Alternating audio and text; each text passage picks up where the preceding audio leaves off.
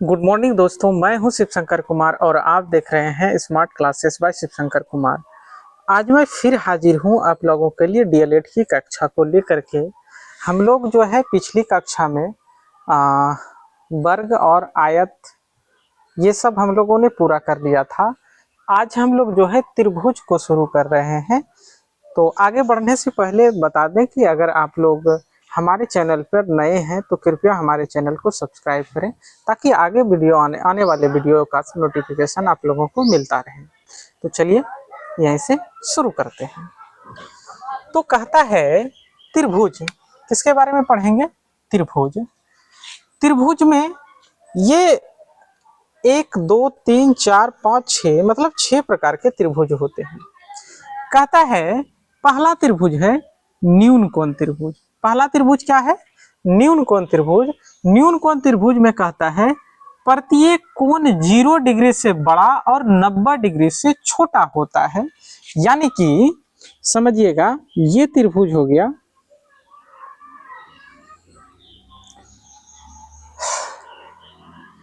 अगर यदि ये 50 डिग्री है तो ये 90 डिग्री से कम है, ये 70 डिग्री है, ठीक है, और ये 60 डिग्री है। तो ये क्या होगा? न्यून कोण होगा। कैसे न्यून कोण होगा? क्योंकि प्रत्येक कोण इसका क्या है? 0 डिग्री से तो बड़ा है लेकिन 90 डिग्री से छोटा है, तो इसलिए ये क्या हो गया? न्यून कोण त्रिभुज। कहने का मतलब है प्रत्येक कोण क्या होगा?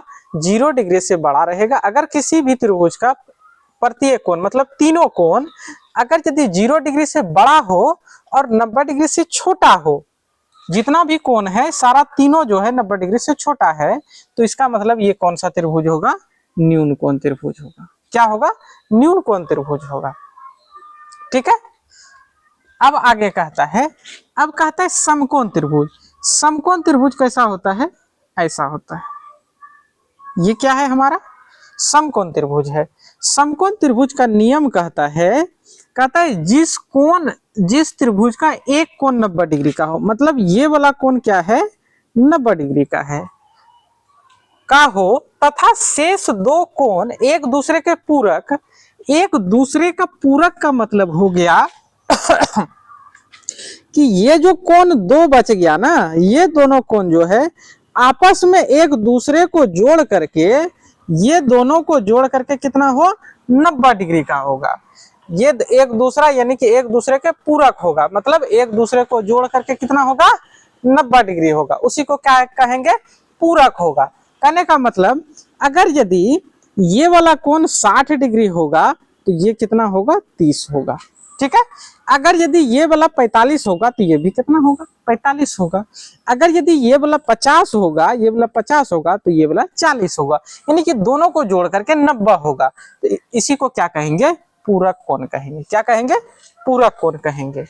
तो समकोण त्रिभुज किसे कहते हैं? जिस त्रिभुज का एक कोण 90 डिग्री का हो और दो कोण जो है वो एक दूसरे के पूरक, मतलब कि 90 डिग्री पूरे।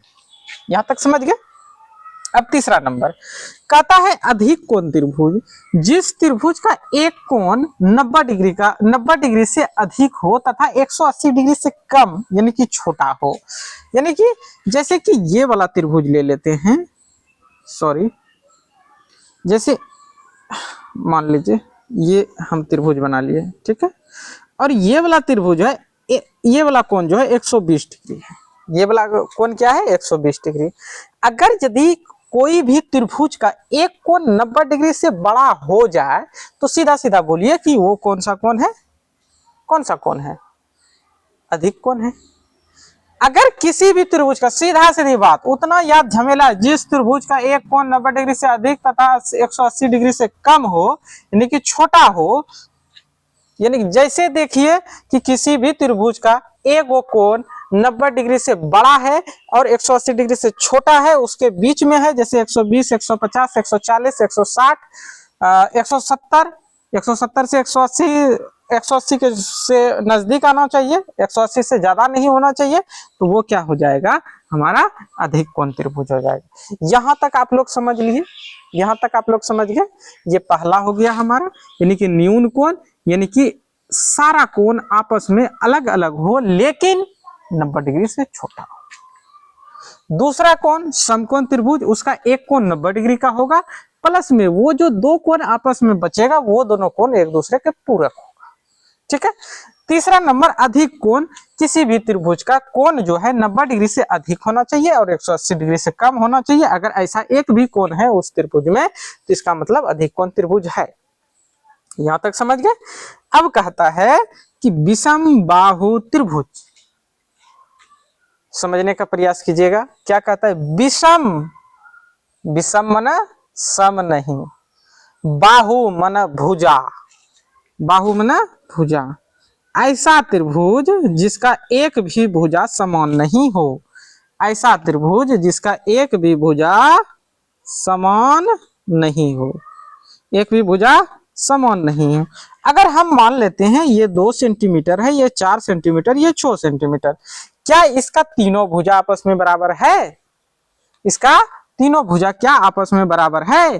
तो ये यहाँ क्या बोला? जिस त्रिभुज के तीनों भुजा वो समान हो, तो यहाँ पर तीनों भुजा वो समान है, तो ये क्या कहलाएगा? विषम बाहु। विषम मतलब एको गो बराबर नहीं, विषम माना एको गो बराबर नहीं, यानी कि तीनों भुजा आपस में वो समान है, तो उसी को क्या कहेंगे? विषम बाहु त्रिभुज। यानी कि एक की लंबाई 2 सेंटीमीटर, दूसरे की 6, तीसरे की 4, तो एक भी आपस में क्या होगा? समान नहीं होगा। अगर इस त्रिभुज का भुजा समान नहीं होगा तो क्या बताइए? इस भुजा के सामने ये कोण होगा, इस भुजा के सामने ये कोण होगा, इस भुजा के ये सामने ये कोण होगा, तो इसका कोण भी वो समान होगा। तो कोण भी वो समान होगा, तो इसका मतलब न्यून कोण हो जाएगा। विषम बाहु त्रिभुज क्या होता है? न्यून कोण त्रिभुज होता है। समझ में आई बात? अब आगे समझते हैं। मतलब इसका कोण भी, इतना सा ध्यान में रखिएगा कि इसका कोण भी वो समान होगा। अगर भुजा वो समान है तो कोण भी वो समान होगा। तो चलिए अब अगला नंबर कहता है समद्विबाहु। समद्विबाहु माने सीधे सीधी बात बोल रहा है कि सम है दू ठो बाहु, मतलब दू गो भुजा क्या है? इसका बराबर है। ये वाला और ये वाला बराबर है, लेकिन ये वाला बराबर नहीं है। यानी कि ये अगर 3 सेंटीमीटर है तो ये 3 है और ये वाला 4 है, तो इसका मतलब ये क्या हो गया? क्या हो गया बताइए? ये हो गया समद्विबाहु, मतलब दो भुजा बराबर होगा इसका। अगर यदि दो भुजा बराबर होगा तो इसके सामने वाला ये कोण और इसके सामने वाला ये कोण, कहने का मतलब है ये दोनों कोण भी क्या होगा? समान होगा, और ये इसके सामने ये वाला कोण वो समान होगा, इसके सामने ये वाला कोण क्या होगा? वो समान होगा। समझ रहे हैं कि जिस त्रिभुज की कोई दो भुजा समान हो तथा एक भुजा वो समान हो उसे क्या कहेंगे? समबाहु त्रिभुज की नहीं, समद्विबाहु, समद्विबाहु। इतना सा बात समझिए। अब कहता है समबाहु त्रिभुज, छठा नंबर कौन सा त्रिभुज? समबाहु त्रिभुज। ये तो सीधा सीधा बता रहा है कि सम रहेगा बाहु, मतलब सारा भुजा क्या रहेगा? बराबर रहेगा सारा भुजा। यानी कि ये भी इसके समान और ये भी इसके, यानी कि ये 4 सेंटीमीटर, ये भी 4 सेंटीमीटर, ये मान लिए मतलब कि 404 मतलब 4-4 सेंटीमीटर है। अगर ये सारी भुजा आपस में बराबर है तो इसका मतलब है इसके सामने ये भुजा के सामने ये कोण और ये भुजा के सामने ये कोण और इस भुजा के सामने ये कोण, तो इसका कोण भी बराबर ही होगा, समान ही होगा। तो हमेशा समबाहु त्रिभुज का कोण कितना होगा? अगर समान हम लिखेंगे तो 60-60 ही होगा। ये भी 60 होगा, ये भी 60, ये भी 60। तो यहाँ क्या लिखा है?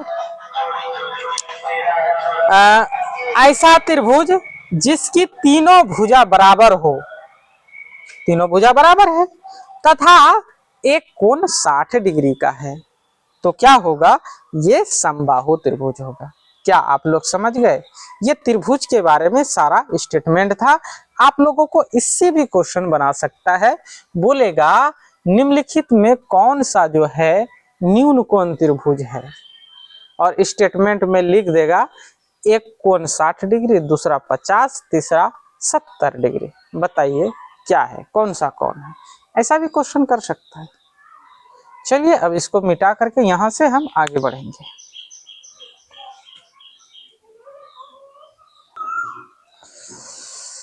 चलिए अब हम जितना त्रिभुज के बारे में समझे उसके सूत्र के बारे में समझते हैं। पहला होगा, पहला त्रिभुज क्या, हम विषम बाहु, विषम बाहु त्रिभुज, पहला क्या होता है, विषम बाहु त्रिभुज।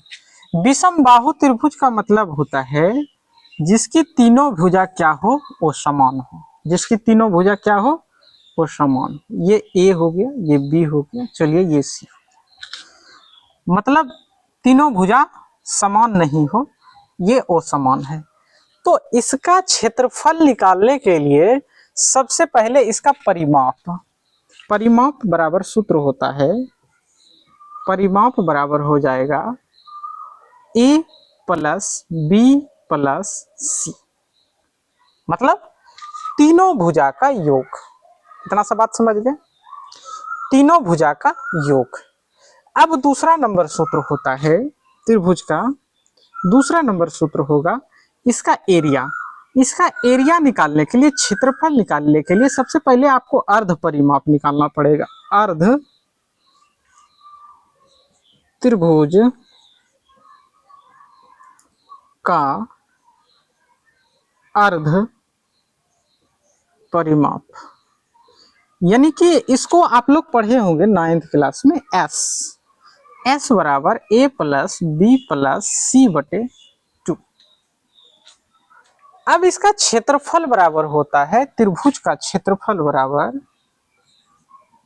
त्रिभुज का क्षेत्रफल बराबर होता है, त्रिभुज का क्षेत्रफल बराबर यानी कि हीरोन के सूत्र से under root s into s minus a s minus b s minus c, ये होता है इसका सूत्र। इसका एक और फॉर्मूला होता है त्रिभुज का क्षेत्रफल का, त्रिभुज का क्षेत्रफल का एक और सूत्र होता है 1/2 गुना आधार गुना शीर्षलंब, यानी कि 1/2 गुना बेस इंटू हाइट। ये भी लिख सकते हैं आप, हिंदी में लिखे या अंग्रेजी में। तो ये विषम बाहु त्रिभुज का जो है एरिया और परिमाप निकालने का जो है कुछ यानी कि सूत्र हमने क्या किया है, निकाला है, मतलब लिखा है। एक नंबर यानी कि एक नंबर त्रिभुज के बारे में सारा हम लोग पढ़ लिए। अब जो है दूसरे त्रिभुज के बारे में देखते हैं।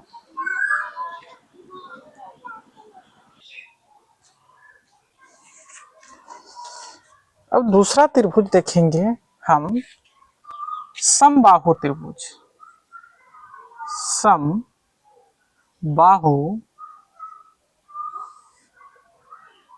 त्रिभुज, समबाहु त्रिभुज। समबाहु त्रिभुज क्या होता है, समबाहु त्रिभुज का मतलब होता है जिसकी सारी भुजा क्या हो, समान हो, ए बी सी। तो इसका परिमाप क्या होगा, परिमाप तो वही होता है यानी कि तीनों भुजा का योग, यानी कि अगर समान भुजा है तो 3 गुना भुजा हो जाएगा, 3 गुना भुजा, या 3 गुना ए बराबर 3a, ये भी लिख सकते हैं, या 3 गुना भुजा। ये हमारा क्या हो गया, भुजा हो गया, यानी कि परिमाप हो गया।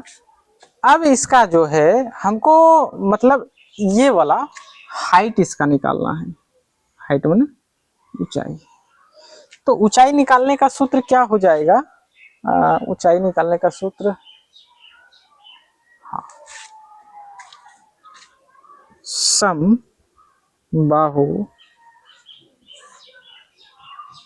त्रिभुज की ऊंचाई बराबर हो जाएगी अंडर रूट 3 गुना भुजा, अंडर रूट 3 गुना भुजा, अंडर रूट 3 गुना भुजा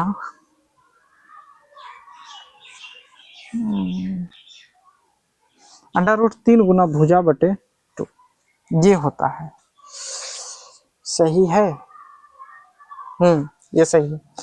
समबाहु त्रिभुज की ऊंचाई होता है अंडर रूट 3 गुना भुजा। अब समबाहु त्रिभुज का क्षेत्रफल क्या होता है? समबाहु त्रिभुज का क्षेत्रफल क्या होता है? समबाहु त्रिभुज का क्षेत्रफल क्या होता है? तो समबाहु त्रिभुज का क्षेत्रफल हो जाएगा under root 3/4, under root 3/4, under root 3/4 गुना भुजा स्क्वायर, अंडर रूट 3/4 गुना भुजा स्क्वायर। तो पहला हम परिमाप बता दिए, दूसरा इसका ऊंचाई अगर हाइट निकालना हो, एच निकालना हो तो ये हम लगाएंगे, और इसका अगर यदि एरिया निकालना है, क्षेत्रफल निकालना है तो ये लगाएंगे। चलिए एक और त्रिभुज बचा है, उसके बारे में भी जान लेते हैं।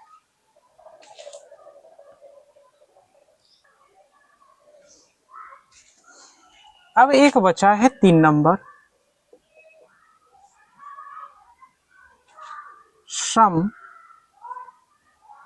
द्विबाहु त्रिभुज, यानी कि जिसकी दो भुजा क्या हो आपस में बराबर, यानी कि इसके बराबर ये हो और ये बराबर ना हो। तो इस त्रिभुज को हम लोग क्या करेंगे कि इस त्रिभुज का जो है कोई भी सूत्र उपयोग में नहीं लेंगे। सॉरी, ए बी, मतलब इस त्रिभुज का अगर यदि प्रश्न हमें मिलेगा तो हम बिना फॉर्मूला करेंगे। क्या करेंगे? बिना फॉर्मूला करेंगे। इसका सूत्र होता है लेकिन वो बड़ा लेंथी हो जाएगा, उस तरह से आपको बनाने में बड़ा परेशानी होगा, इसलिए इसको क्या करेंगे हम लोग बिना सूत्र के, बिना फॉर्मूला के ही हम लोग इसको सॉल्व करेंगे। तो आज का वीडियो हम जो है यहीं तक रखेंगे। आप लोगों को जितना आज हमने समझाया उसको कोशिश कीजिएगा कि एक बार नहीं 2 बार उसको देख लीजिएगा, ताकि आप लोगों के दिमाग में छप जाए।